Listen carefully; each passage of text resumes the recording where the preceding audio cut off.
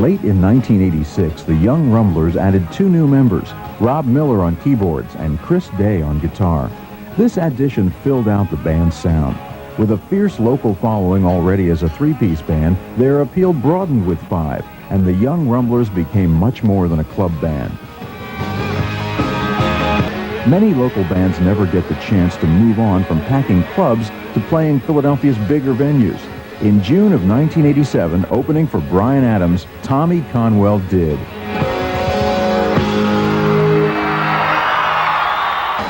It was good because it felt like we didn't feel out of place there, you know. Maybe some of that was due to the fact that we were in Philly and that we had so many of our fans there, but it really felt at home on the Spectrum stage, you know. And it's a lot different because it's a lot different. I love playing concerts as opposed to clubs. I mean, I love clubs, and that's still what we do and everything, but concerts are neat because it's all seats. You know, everyone's in a seat. They buy their ticket, they go to their assigned place.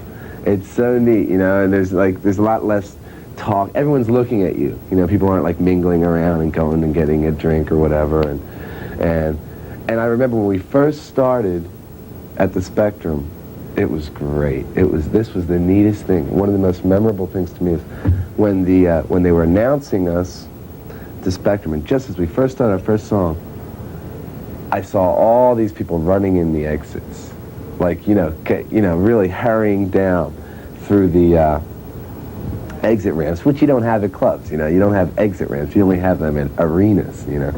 So that was really neat. I don't think I'll ever forget that. That was the neatest thing of it all. Dig it.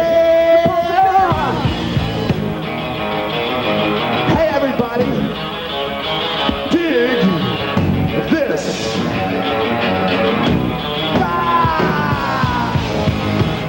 Tommy Conwell and the Young Rumblers are managed by Steve Mountain, who also manages the Hooters.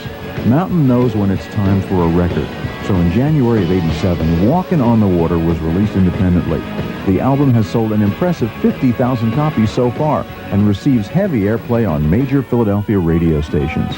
I haven't seen a band so hot in quite some time. I think the last band that was as hot was the Hooters. Now, it's rare to see a couple of bands come along so close together that have this kind of excitement. But Tommy is taking off in a very, very unique way. I mean, I'm getting calls from Cherry Hill to Paoli, from North Philadelphia, Northeast Philadelphia, down to South Philadelphia. The response is incredible. And it's not just one song. I wind up getting calls for several songs on the new record, too. Why am we getting that? Well, we're getting a lot of things from the record itself. I think this is a very fine debut album that he has out. And as a result, people are interested in what he's doing. Kid's a dynamo. He's got a lot to say, and he's fun. I think when you look at Tommy Conwell and you look at what he's trying to do, he's not trying to do something that's going to make you think real hard about what he has. He's just trying to make you have some fun. And I think that's the whole key to success for Tommy. He's a lot of fun. He's got a lot of energy, and the response to him has been great, especially young girls. It's amazing how many young girls keep calling up for Tommy Conwell and the Young Rumblers.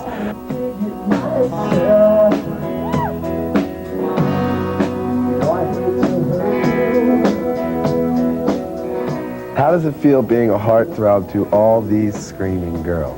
You think I'm a heartthrob?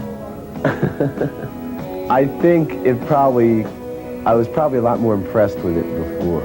I've always liked girls to like me, you know. It becomes less and less important, you know. Just because you become more and more realistic about it. You realize it doesn't really matter and everything. But it's fun. Hey, I love playing. I love performing. I love people to get excited by what I do. That's what it's all about. So if girls get, you know, if their hearts throb, well, it's, you know, it's a response anyway.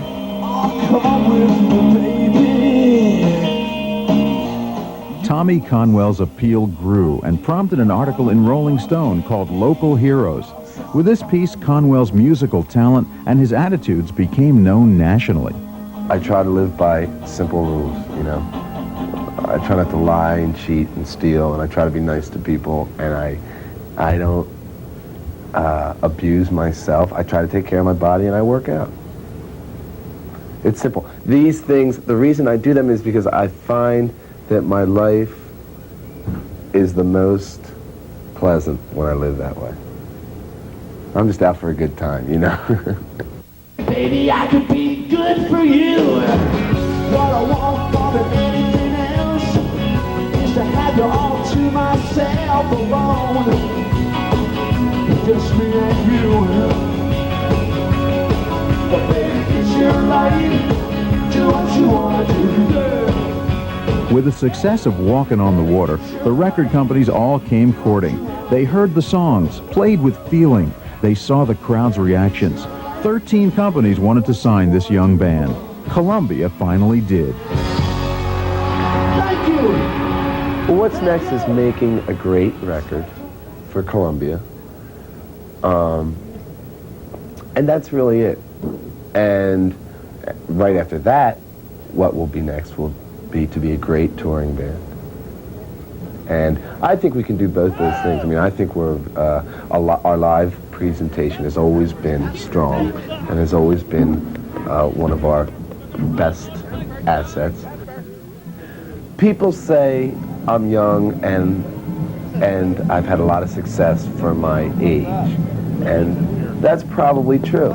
And I'm grateful, you know. But it's not like it's all gifts, because I've worked really hard, you know. And I've been a professional musician for a lot of years now, you know. I just started young, you know. I had a lot of desire a long time ago, you know. And I think that's where it starts. It all starts with that burning desire, you know. I had a burning desire back in high school, and I just haven't let go.